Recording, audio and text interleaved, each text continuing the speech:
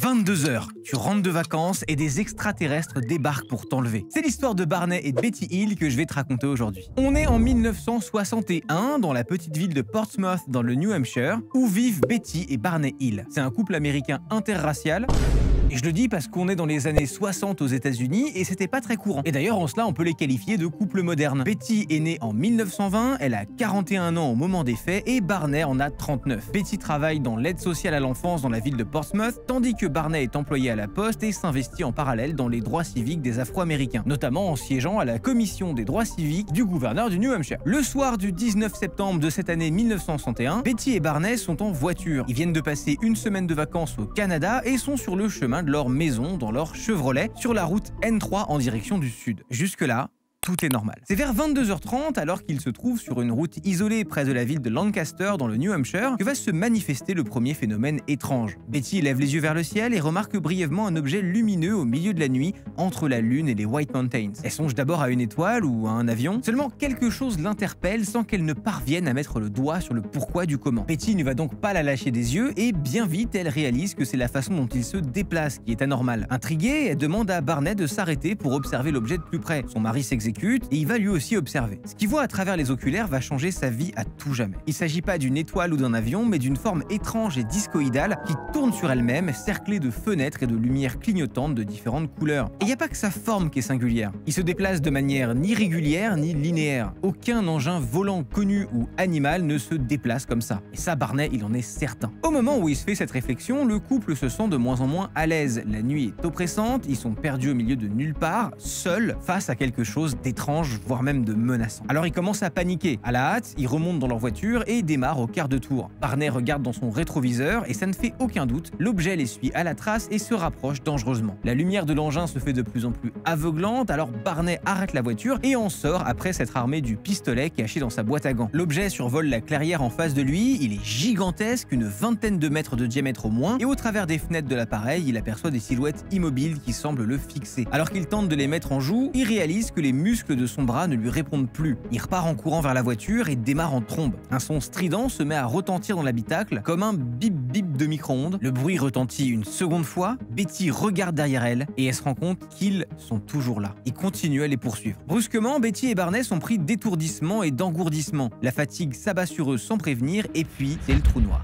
Lorsqu'ils reprennent leurs esprits, ils sont toujours au volant certes, mais plus du tout au même endroit. En observant les panneaux et les paysages autour d'eux, ils se rendent compte qu'ils ont parcouru pas moins de 55 km. Le problème, c'est qu'ils s'en souviennent absolument pas. Un autre détail surprenant, c'est que leurs deux montres se sont mystérieusement arrêtées. Betty et Barney arrivent enfin chez eux, à Portsmouth, après cette nuit très particulière, et par précaution, Betty demande à son mari de laisser leurs bagages sur le porche. Elle craint qu'ils aient été contaminés ou qu'ils soient même radioactifs. Ils en reparleront pas tout de suite en arrivant, mais tous les deux se posent la même question. Qu'est-ce qui a bien pu se passer pendant ces 2 heures d'absence? Éreintés par ce qu'ils viennent de vivre, les Hill vont se coucher. Le lendemain matin, ils se posent pour discuter de l'événement de la veille, l'esprit plus reposé, et d'essayer de voir de quoi ils se souviennent. Rapidement, d'autres interrogations viennent s'ajouter à celles de la veille. Comment des griffures sur le cuir des chaussures de Barney ont-elles bien pu arriver là? Et pourquoi une vive douleur se lance dans son dos? Sans se souvenir de rien, il a la désagréable impression d'avoir été traîné sur le sol. Les dégâts ne sont pas que physiques, mais également matériels. Des traces circulaires parsèment leur voiture, la robe de Betty est tachée de rose et déchirée par endroits. Ils décident de s'isoler chacun dans une pièce pour ne pas s'influencer l'un l'autre et de dessiner ce qu'ils se rappellent avoir vu dans le ciel la nuit passée. Les croquis qui vont se partager sont extrêmement similaires, ils représentent l'engin volant et c'était donc pas un rêve, ils ont bel et bien vu tous les deux la même chose. Betty tente ensuite une autre expérience. Elle s'approche de leur voiture avec une boussole et ce qu'elle va remarquer la laisse sans voix. Quand elle s'avance près des marques circulaires étranges sur la voiture, les aiguilles s'affolent sans aucune explication. Betty raconte son histoire à sa sœur, Janet, c'est la seule à qui le couple est prêt à parler de cette expérience extravagante parce qu'ils la savent suffisamment ouverte d'esprit pour pas les prendre pour des tarés. Janet est elle-même persuadée d'avoir vu une soucoupe volante quelques années plus tôt et après que Betty ait fini de lui raconter l'étrange nuit, Janet persuade sa sœur et son beau-frère d'aller en parler à la base de l'armée de l'air qui se trouve près de chez eux. À cette époque, c'est ce qui était préconisé quand quelque chose d'anormal ou d'étrange est aperçu dans le ciel. Betty et Barney se laissent convaincre et font leur déclaration qui est enregistrée et intégrée à ce qu'on appelle le projet Blue Book, une sorte de commission mise en place en 52 pour gérer les histoires liées aux extraterrestres. Barney omet volontairement de signaler les humanoïdes qu'il avait aperçus, craignant qu'on le prenne pour un cinglé. Et ils repartent tous les deux plus légers avec la sensation qu'enfin le cours de leur vie va pouvoir reprendre. Erreur, vous l'avez deviné, les choses vont pas être aussi simples. Sinon ce serait pas marrant, hein. Et d'ailleurs si vous aimez ce contenu et ce type d'histoire incroyable, n'hésitez pas à vous abonner. Voilà, il n'y a pas de sponsor aujourd'hui, alors cette vidéo on va dire qu'elle est sponsorisée par moi. Je suis moi et je raconte des histoires toutes les 2 semaines. Abonnez-vous, on est presque 500 000. Je me vends bien, hein. Si la nuit du 19 au 20 septembre 61 s'inscrit comme un traumatisme dans l'esprit de Betty et Barney, elle ne marque pourtant que le début des phénomènes étranges qui s'apprêtent à vivre. Les semaines passent, les nuits aussi, toutes plus agitées les unes que les autres. Betty fait des cauchemars atroces et éprouvants et est victime de flashs inexplicables s'apparentant à des souvenirs qu'elle ne parvient pas à identifier comme tels. Elle se voit poursuivie encore et encore par des visages difformes avec de grands yeux de chat. Barney, lui, est rongé par l'angoisse, le stress et la fatigue, et en plus de ça, des lésions sont apparues au niveau de son entrejambe. Et puis, d'autres symptômes apparaissent, notamment chez Betty. Des symptômes davantage liés à la dépression, la perte d'appétit, la mélancolie, les crises d'angoisse. Elle va enchaîner les traitements, mais rien n'y fait. Au printemps 62, ils vont consulter un psychiatre de l'Académie d'Exeter, un établissement lié à Oxford. On leur diagnostique alors un stress post-traumatique. Alors le diagnostic est là, mais il les aide pas à guérir. Ce même médecin va alors les orienter vers un psychiatre spécialisé en hypnothérapie. Épuisés et désespérés, Betty et Barney se rendent au cabinet du docteur Benjamin Simon. Nous sommes le 14 décembre 63 et la thérapie va commencer. On leur a prescrit une thérapie dite régressive. Il s'agit d'utiliser l'hypnose pour aider une personne à se rappeler et à explorer des souvenirs,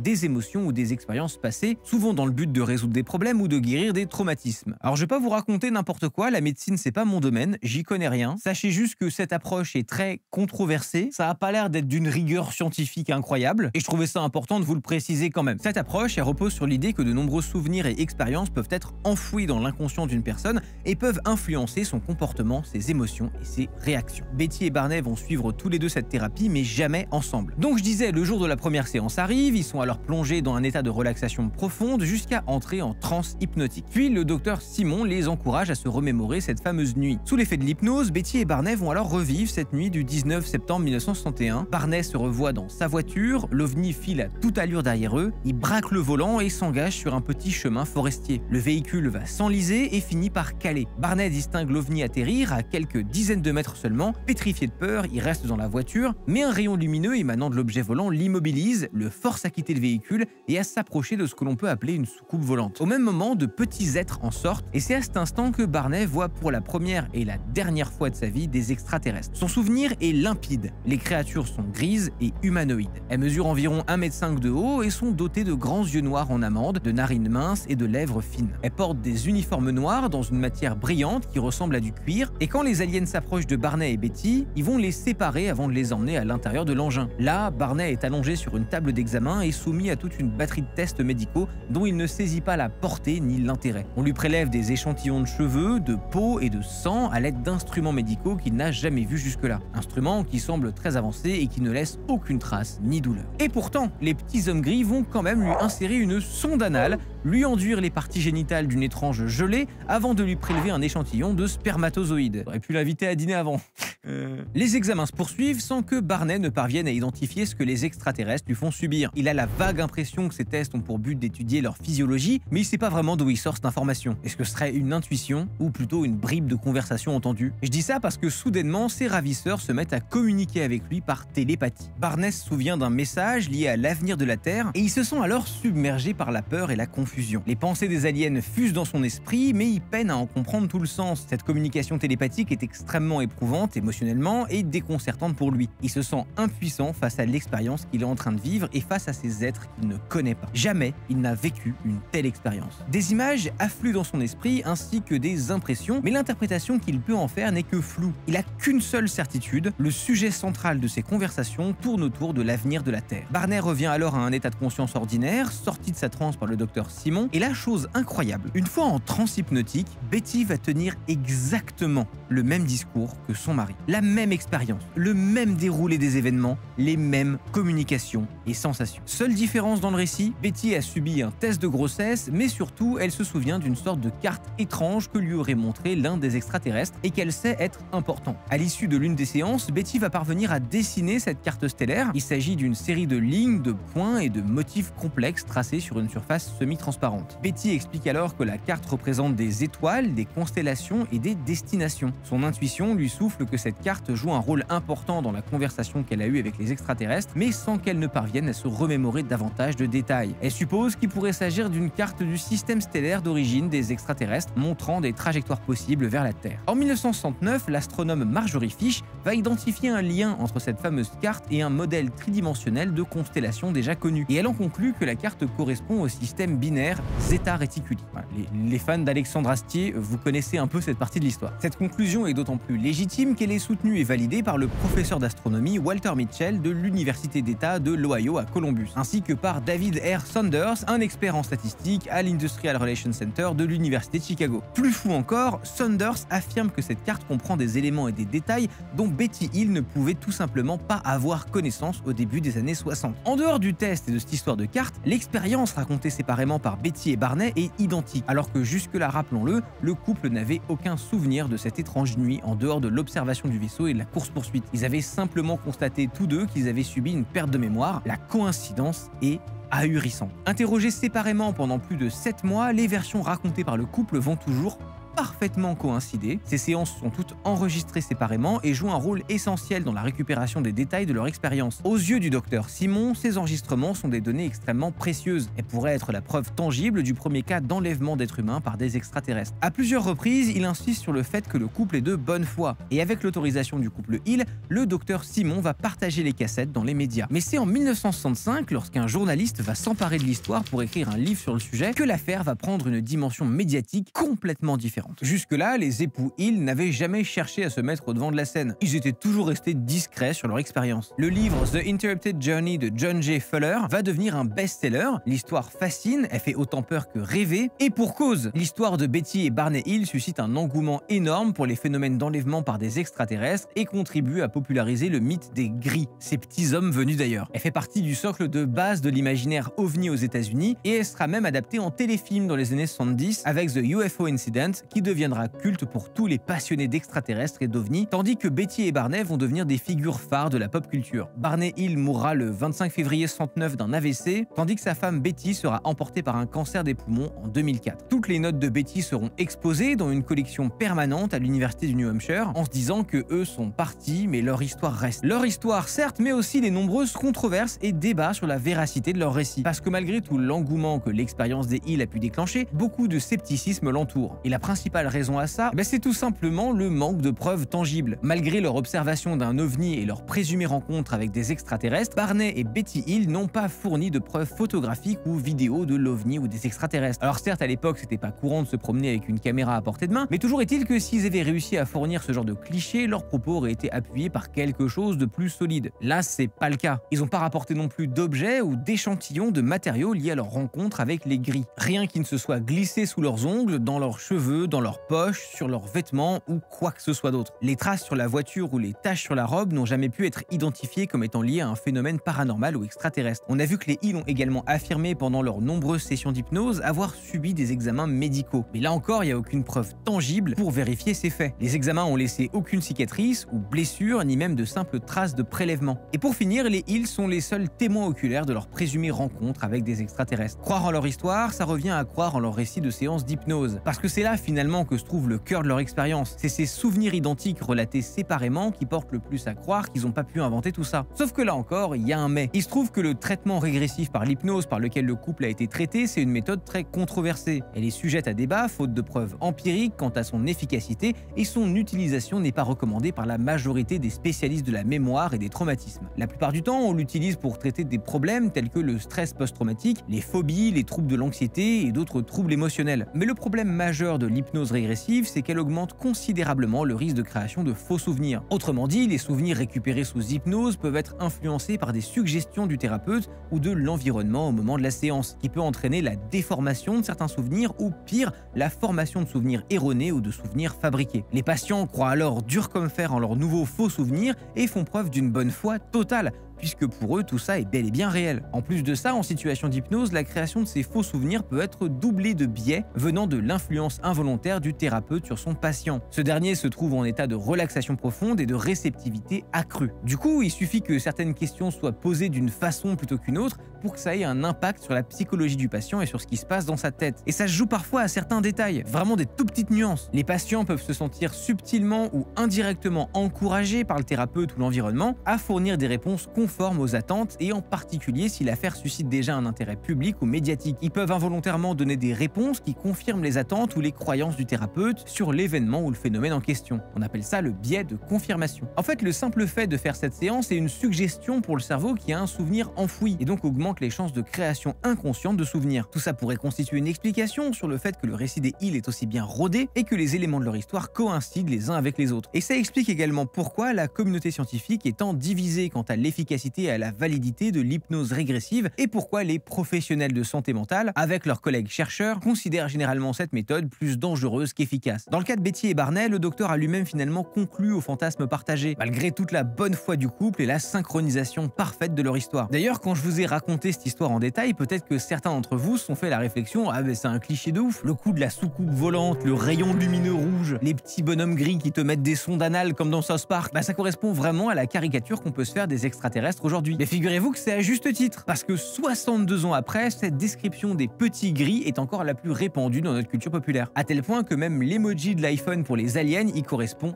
parfaitement. Sauf que cette réflexion, certains se la faisaient déjà dans les années 60. Pour vous resituer un peu le contexte, en 61, La Guerre des mondes de H.G. Wells a déjà été adaptée par Byron Askin au cinéma. Les séries de science-fiction ont la côte aussi avec The Twilight Zone, Les Aventures de Superman, Rocky John Space Rangers ou encore Space Patrol. Les livres, les articles et même les émissions de télé de science-fiction sont nombreuses et connaissent un grand succès. Les observations d'OVNI sont fréquemment couvertes aussi par les médias, ce qui encourage le phénomène. Et s'il n'existe pas de document unique permettant de les dénombrer, certains projets gouvernementaux comme le Blue Book dont on a parlé tout à l'heure répertorient les déclarations du genre, les observations, les enlèvements et tous ces genres de phénomènes liés aux aliens. Parmi les plus connus, on peut citer le célébrissime incident de Roswell en 47, pendant lequel une soucoupe volante est retrouvée par l'armée américaine, fait qui a d'ailleurs été démenti peu de temps après l'annonce par un communiqué de presse de l'armée américaine. La même année en revanche, Kenneth Arnold, un pilote, signale 9 objets en forme de soucoupe volant dans le ciel de l'État de Washington, qui popularise le terme soucoupe volante dans les médias. En 48, le capitaine Thomas Mantell de l'US Air Force poursuit un ovni au-dessus du Kentucky jusqu'à ce que son avion s'écrase. Il sera tué dans l'accident, mais aucune explication officielle liée à l'OVNI ne sera jamais apportée. 4 ans plus tard, à Flatwoods en Virginie occidentale, un groupe de témoins affirme avoir vu un OVNI s'écraser, puis avoir rencontré une créature étrange. En 55, une famille du Kentucky prétend avoir repoussé de petits extraterrestres verts en pleine nuit, baptisé l'incident de Kelly Hopkinsville. Cette affaire a souvent été considérée plus comme une farce qu'autre chose, mais sa médiatisation l'a rendue célèbre quand même. En parallèle, la réalité rattrape rapidement la fiction aux yeux du grand public, notamment avec le début de la conquête spatiale. Le 12 avril 1961, Yuri Gagarin est devenu le premier être humain à être envoyé dans l'espace lors du vol Vostok 1. Des sondes avaient déjà été envoyées par les soviétiques pour explorer la Lune, et Kennedy a prononcé son célèbre discours le 25 mai 61, dans lequel il a déclaré que les États-Unis se fixaient l'objectif de poser un homme sur la Lune et de le ramener en toute sécurité avant la fin de la décennie. 3 ans avant, les États-Unis créaient la NASA et les soviétiques son équivalent à l'Est. En somme, c'est une époque marquée par une grande effervescence vis-à-vis de l'espace, de ses technologies et par extension des ovnis et des extraterrestres dans la culture populaire. Certains critiques notent que les descriptions des extraterrestres, des examens médicaux et des conversations télépathiques de Barney et Betty Hill correspondent en grande partie aux clichés de la science-fiction populaire de l'époque, et ils suggèrent que les Hill auraient pu être influencés par la culture populaire et avoir inconsciemment intégré ces éléments à leur récit. D'autres sceptiques sont convaincus que Barney Hill a trouvé son inspiration, probablement sans le savoir, dans une émission télé du nom de Au-delà du réel, 2 semaines avant sa première séance d'hypnose. Un épisode avait été diffusé le 10 février 64 du nom de The Bellero Shield, dans lequel des extraterrestres étaient représentés avec de grands yeux en amande. Le 22 février de la même année, lors de sa séance d'hypnose avec le docteur Simon, Barney Hill décrivait pour la première fois les petits gris tels que nous les connaissons bien aujourd'hui. Pour les sceptiques, cette coïncidence n'en serait pas une, et ça constituerait un exemple parfait de la force culturelle dans les récits d'enlèvement par des extraterrestres. Mais d'autres choses plus spécifiques vont mettre la puce à l'oreille. Comme je vous ai dit, ce qui a longtemps perturbé et qui perturbe encore les ufologues, autrement dit les gens qui sont passionnés par les extraterrestres, et que j'aime personnellement appeler les bandeurs d'ovnis parce que c'est très drôle, c'est la manière dont les discours de Barney et Betty se sont toujours parfaitement accordés. Mais il se trouve que leurs discours ont tout de même évolué avec le temps. Toujours en harmonie, certes, mais ils se sont approfondis. Le couple a fourni plus de détails, a étoffé davantage son histoire, alors qu'au début il décrivait les extraterrestres qu'en parlant de yeux noirs et d'uniformes étranges, au fil du temps leur description est devenue plus détaillée, mentionnant des créatures avec des têtes chauves, des yeux noirs en amande, des narines aplaties et des lèvres minces. Ils ont également clarifié les examens médicaux qu'ils ont dit avoir subis. Au départ, ils parlaient de prélèvements et d'examens, mais les histoires de prélèvements d'échantillons biologiques ne sont arrivées que plus tard lors des séances d'hypnose. Et la chronologie des événements elle-même a été ajustée dans le récit des Hill. Les premiers temps, ils décrivaient l'observation de l'OVNI, puis leur perte de mémoire, et enfin la reprise de leur voyage. Dans les récits suivants, la séquence des événements a été présentée de manière toujours plus fluide, et les interactions avec les extraterrestres ont été incorporées plus en détail. La manière dont les Hill ont exprimé leurs émotions liées à cette expérience s'est montrée elle aussi très variable. Là où ils disaient avoir ressenti une grande peur au début, ils parlent ensuite de curiosité et de fascination. L'accumulation de tous ces détails sortis de nulle part et constatés par les chercheurs, les médias et les professionnels de la santé mentale a conduit certaines personnes à voir ces évolutions comme des signes de fabrication ou de distorsion de l'histoire. Alors si vous avez bien suivi toute cette vidéo, vous serez peut-être tenté de me dire un truc du genre « Oui, non mais d'accord, mais et la carte alors? Est-ce qu'on l'a retrouvée, cette fameuse carte stellaire dessinée par Betty et identifiée par Marjorie Fisher comme étant le système Reticuli? Est-ce qu'on a réussi à la faire parler, cette carte, comme si on était en Dora l'exploratrice? Dis-nous tout, youtubeur! Alors certes, cette carte, c'est un des éléments les plus perturbants de l'histoire, parce que c'est vrai, comment est-ce que l'histoire des Hill peut être réfutée si cette histoire de carte est vraie? Et bah les sceptiques remettent en question sa signification et son origine. Ils suggèrent que le dessin pourrait avoir été influencé par des connaissances astronomiques de l'époque ou par des éléments de la culture populaire. En d'autres termes, Betty l'aurait imaginé, tout bonnement. Le fait que la description faite par Betty de cette carte ait évolué contribue à alimenter les suspicions à son sujet. La première fois, la carte qu'elle a dessinée était apparemment très générale et peu détaillée, alors que la dernière version s'apparentait carrément à une carte d'un système complexe. Ceci dit, cette même complexité est un argument de réfutation pour certains chercheurs et autres experts en astronomie, qui la considèrent de fait trop difficile à interpréter. Et à l'inverse, ils jugent cette carte pleine de points et de lignes bien trop rudimentaire pour des pilotes aussi avancés que les êtres décrits par les Hill. En fin de compte, la carte stellaire reste l'objet de débats et de spéculations dans le domaine de l'ufologie. Quoi qu'il en soit, la bonne foi du couple n'a jamais vraiment été remise en cause, que leurs souvenirs aient été exacts ou fabriqués à partir de l'hypnose, ils n'ont jamais vraiment été accusés de mentir. La personnalité de Betty, en revanche, fait partie des éléments qui ont soutenu la thèse du scepticisme. Cette dernière était considérée par certains psychologues comme une personnalité enclinte à l'imagination, une typologie de personne qui a été mise en évidence dans le modèle socio-psychologique du phénomène d'OVNI. Bon, traduction, il s'agit d'une théorie qui propose des explications psychologiques et sociologiques aux observations et rencontres d'aliens signalés. Ce principe, il a été défini dans les années 80 par les psychologues Wilson et Barber, et ils se sont rendus compte que certains individus étaient bien plus faciles à hypnotiser que d'autres, et ils avaient tendance à rapporter un nombre d'expériences inhabituelles plus élevé que la moyenne. À cela s'ajoute le simple besoin de croire en quelque chose à tout prix, et en l'occurrence à des phénomènes paranormaux ou extraterrestres, dans un monde où la foi décline et où les croyances de toujours d'une frange de la population sont largement remises en question face à des progrès technologiques extrêmement rapides. Certains philosophes décrivent ce phénomène en disant « le monde change tout autour de nous, le monde change et devient fou ». Pokémon. Non. Certains ufologues estiment que l'affaire est authentique, tandis que d'autres la considèrent peu crédible en raison des éléments que je viens de citer. Dans tous les cas, c'est devenu un pilier de la compréhension du phénomène des enlèvements allégués par les extraterrestres, et si les sujets du paranormal et les récits mystérieux te font kiffer, va découvrir l'histoire de voyage dans le temps la plus crédible du monde.